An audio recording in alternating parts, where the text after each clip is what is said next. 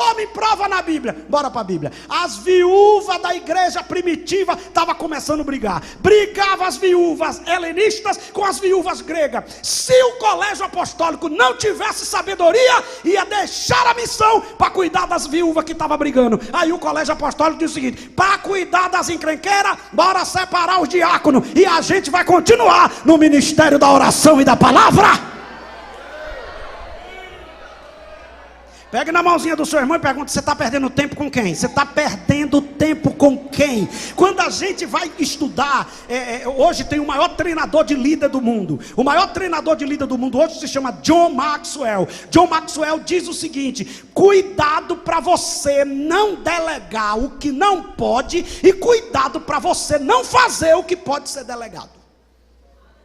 Todo líder tem que fazer a seguinte pergunta: o que só eu posso fazer? Pronto, é nisso que você tem que trabalhar. Isso aqui eu posso delegar, isso aqui eu posso delegar, isso aqui eu posso delegar, isso aqui eu posso delegar. Porque tem igreja que não cresce, porque tem missão que não cresce, porque o abençoado do missionário é o missionário banda. O que é o missionário banda? Ele toca bateria, ele toca guitarra, ele toca teclado, ele é o regente, ele é tudo. Está na hora de treinar alguém, está na hora de acreditar em alguém. Tem gente que, meu Deus do céu, um dia eu cheguei num lugar e o missionário, ele dirigiu o culto, daqui a pouco ele saía correndo para pegar a salva, para tirar a oferta, e quando eu pensei que não, ele já estava na portaria sendo porteiro, e quando eu pensei que não, ele já estava com um rodo, com pano de chão, zelando a igreja. Quando terminou o culto, ele disse: e o senhor achou que? Eu digo: você é perigoso, você tem problema, você é de alta periculosidade. Não, pastor, não tem ninguém. Eu digo: tem. Aquele meninozinho, treine ele. Aquela irmãzinha, bote ela para fazer isso aqui. Aquele outro irmãozinho. O problema é que tem gente que quer que as pessoas fiquem prontas sem você ensinar. Primeiro você ensina, primeiro você investe, primeiro você quebra a cabeça e depois você delega. Você só não pode delegar com gente que não quer nada. E Paulo diz: vocês não querem? Pronto, eu tentei, fique aí, eu estou indo pregar para os gentios. Levante a mão direita para o céu, não pirraça pastor que é perigoso, levante ela. Pastor, eu não concordo, faça em concordar, obedece. E diga comigo bem forte, diga: Deus me deu uma missão, e nada, e nem ninguém pode fazer eu parar. Olhe para o seu irmãozinho e diga: ainda que você tenha que fazer gemendo e chorando, não pare. No final você vai ver que valeu a pena todo o esforço.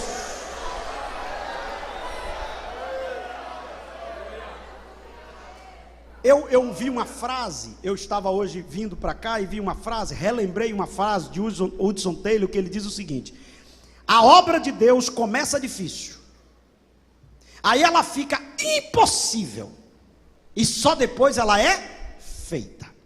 Então quem se dispõe a fazer a obra de Deus tem que aprender a ter dependência de Deus. Deus não trabalha com gente independente. Deus não trabalha com gente que já sabe tudo. Tem gente que... esse é o problema dessa geração. A gente estava vindo conversando, e quantas pessoas não têm mais intimidade com Deus, não quer orar mais, ele já sabe. É tanto que algumas pessoas você convida para pregar, o cara passa meia hora só para cumprimentar os irmãos. Saúde a inerrante, a morena, queimada pelo sol da justiça. E as irmãzinhas dizendo: para de besteira, irmão, cumprimenta esse boca para o Senhor e prega.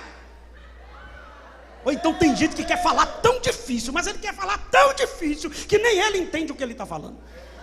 Né? Um missionário foi pregar num lugar no interior. Quando ele chegou lá, ele chegou todo coisa. Aí ele disse: abra seu pavilhão auricular. Aí tinha duas velhinhas assim, um olhou para o outro: tu vai abrir? Eu não abro.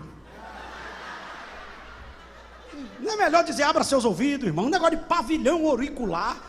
Aí a velhinha já ficou cismada. Aí quando chegou lá na frente, ele começou a pregar, a velhinha já ficou zangada. Aí ela disse: vai cair uma... ele disse: vai cair uma precipitação pluviométrica celestial. A velhinha disse para outra: minha filha, eu estou indo embora, porque esse cara é perigoso. Ele mandou abrir pavilhão, agora vai cair um negócio que eu não sei o que é. E foi embora. Aí Paulo, escrevendo aos Coríntios, ele diz assim: eu temo que vocês se apartem da simplicidade do Evangelho.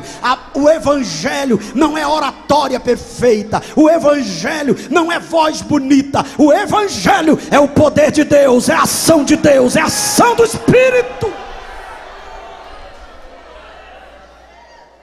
Paulo funda essa igreja. Agora, eu preciso pontuar algumas coisas e começo a concluir a reflexão desta noite. Primeira coisa que a gente pensa, claro que eu já falei várias primeiras, mas eu estou na introdução, agora eu entro no texto, né? Então eu não contei quantas primeiras eu falei na introdução. Mas a primeira coisa que eu preciso pontuar aqui, se você está anotando, você pode anotar, é: a missão precisa de estratégias. Tem gente que ele pensa que é só ir. Não. Paulo tem uma visão estratégica a respeito da cidade de Corinto. Se você olha a cidade de Corinto, na época de Paulo já tinha 400 mil habitantes. Se você olha na época de Paulo, a cidade de Corinto era uma cidade cosmopolita, era uma cidade que o mundo estava dentro dela. Paulo pensou: se eu consigo implantar o evangelho aqui, o evangelho tem condição de sair daqui e expandir em vários lugares. Segundo, Paulo olha a razão social de Corinto. Corinto era uma cidade que tinha um comércio extraordinário. Ele percebia que várias pessoas passavam por Corinto, e ele estava dizendo: eu preciso colocar o evangelho aqui. O evangelho já está em Filipos, o evangelho já está em Tessalônica, o evangelho já está em Derbe, o evangelho já está em Listra, o evangelho já está em Icônio, e o evangelho precisa chegar em Corinto. E isso aqui, irmãos, é algo tremendo, porque às vezes eu estava ministrando sobre a cidade de Antioquia. Se dependesse dos irmãos que saíram de Jerusalém, a igreja de Antioquia não seria fundada.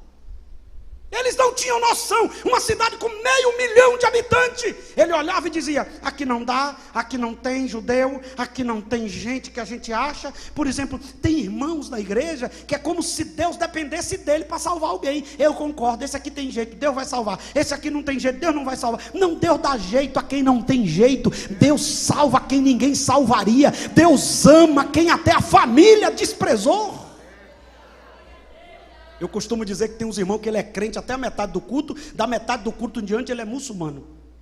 Como assim? Quando Deus usa quem ele concorda, eita glória! Quando Deus usa quem ele não concorda, ele fica: Alá, Alá, Alá, Alá não. Foi Jesus que salvou, foi Jesus que encheu, foi Jesus que levantou. Você pode não gostar do vaso, mas se o vaso está cheio de Deus, deixa o vaso ser usado.